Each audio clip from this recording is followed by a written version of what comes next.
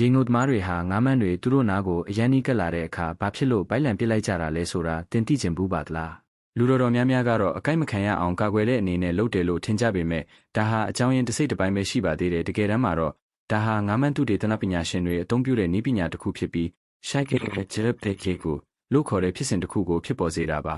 ငါးမန်းတွေဟာသူတို့ခန္ဓာကိုယ်ရဲ့ဒီနေရာနဲ့ဥတီချက်ကိုသိရှိနိုင်စွမ်းအရန်ကိုထက်မြက်ကြပါတယ်ဒါကြောင့်မို့လို့သူတို့ဟာအတင်းကျပ်ပိုက်လံခံလိုက်ရတဲ့အခါသူတို့ရဲ့အာယုံခံစနစ်ဟာခန္ဓာအတွင်းချို့ယွင်းသွားပြီးဥနောက်ကနေခန္ဓာကိုယ်ကိုယာယီလေးဖြတ်သွားစေဖို့အချက်ပြတ်လိုက်ပါတယ်ဒီနည်းလမ်းကြောင့်ရေငုတ်သမားတွေဟာငါးမန်းကိုပါအနေရမှမပေးဘဲနဲ့ဘေးကင်းကင်းနဲ့အနီးကပ်လေးလာဆောင်ကြည့်နိုင်တာပဲဖြစ်ပါတယ်ဒီပြတ်တိုက်မှာရှိတဲ့ငါးပြတ်တိုက်ကံကိုတော့တူနာငါးတွေအသက်ရှင်ရှင်တန်နိုင်ဖို့အတွက်အထူးဒီဇိုင်းထုတ်ထားတာဖြစ်ပါတယ်အဝိုင်းပတ်ပုံတန်ထန်ရှိတဲ့ငါးကန်ဟာတူနာငါးတွေကိုမရက်မနာဆက်တိုက်ကူးခတ်နေနိုင်အောင်ကူညီပေးပါတယ်တူနာငါးတွေဟာအောက်ဆီဂျင်ပါတဲ့ရေတွေကိုသူတို့ရဲ့ပါဟတ်ထဲကနေစီးဆင်းသွားအောင်အမြဲတမ်းကူးခတ်နေဖို့လိုအပ်ပါတယ်ဘာဖြစ်လို့လဲဆိုတော့သူတို့မှာရေကိုကိုယ်တိုင်စုပ်ထုတ်ပေးနိုင်တဲ့ပါဟတ်ဖုံးကြွက်သားတွေမရှိလို့ပါပဲတကယ်လို့သာကူးခတ်တာကိုရက်လိုက်မယ်ဆိုရင်ပါဟတ်ထဲကိုရေစီးဝင်မှုရပ်တန့်သွားမှာဖြစ်ပြီးအဲ့ဒါဟာအသက်ရှူရက်သွားတာနဲ့အတူတူပါပဲနောက်ဆုံးမှာတော့တူနာငါးတွေဟာရေနစ်ပြီးသေဆုံးသွားရမှာဖြစ်ပါတယ်